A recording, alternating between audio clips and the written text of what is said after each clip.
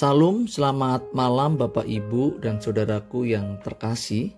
Bapak Ibu dan saudara yang ada di persekutuan PWKK Perum Puncak Anom Sari.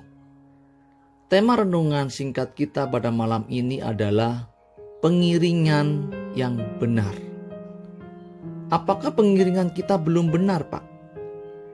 Ini yang harus menjadi introspeksi dan koreksi kita sebagai orang percaya yang mengiring Tuhan Yesus, Bapak Ibu. Jika kita melihat keadaan orang Kristen di sekitar kita hari ini, maka kita tidak dapat memungkiri bahwa begitu banyak orang Kristen yang mengiring dan mempercayai Tuhan Yesus karena mereka terkesan dengan pekerjaan-pekerjaan yang telah Tuhan perbuat.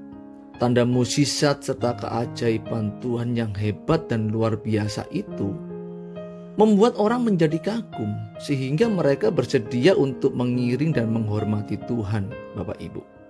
Dan mereka pun menetapkan bahwa Tuhan Yesus Kristus adalah Tuhan yang penuh belas kasihan. Bapak Ibu dan saudaraku yang saya kasihi, jika kita meneliti Alkitab, maka Bapak Ibu dan saudara akan menemukan keadaan yang terjadi di lingkungan orang Kristen hari ini, bahwa keadaan ini sama seperti orang-orang Yahudi pada zaman Tuhan Yesus, Bapak Ibu.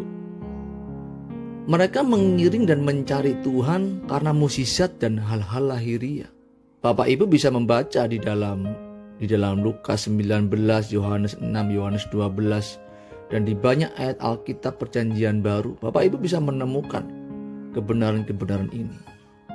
Padahal kalau Bapak Ibu amati, Bapak Ibu perhatikan, sikap pengiringan seperti ini, yaitu orang-orang Yahudi yang mengiring Tuhan Yesus, pengiringan seperti ini disebabkan karena mereka belum mengenal Tuhan Yesus secara mendalam, Bapak Ibu.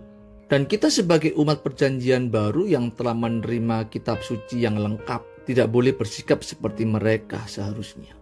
Tetapi fakta yang kita lihat hari ini, bahwa begitu banyak orang Kristen yang mengiring Tuhan dengan tidak tepat. Berapa banyak orang yang mengiring Tuhan Yesus hanya supaya Tuhan berkenan menyembuhkan mereka?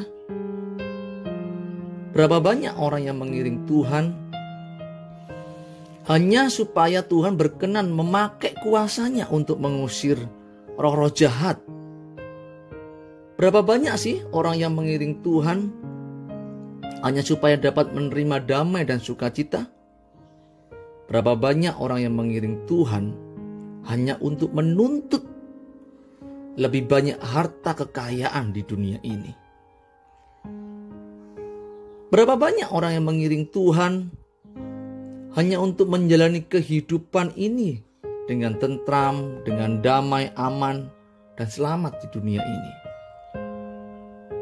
Berapa banyak orang yang mengiring Tuhan hanya untuk menghindari siksaan api neraka dan untuk menerima berkat-berkat dari surga? Berapa banyak orang yang mengiring Tuhan hanya demi kenyamanan sementara di bumi ini, tanpa berusaha memperoleh apapun dari dunia yang akan datang? Berapa banyak, Bapak Ibu? Berapa banyak? Sangat banyak, Bapak Ibu. Sangat banyak.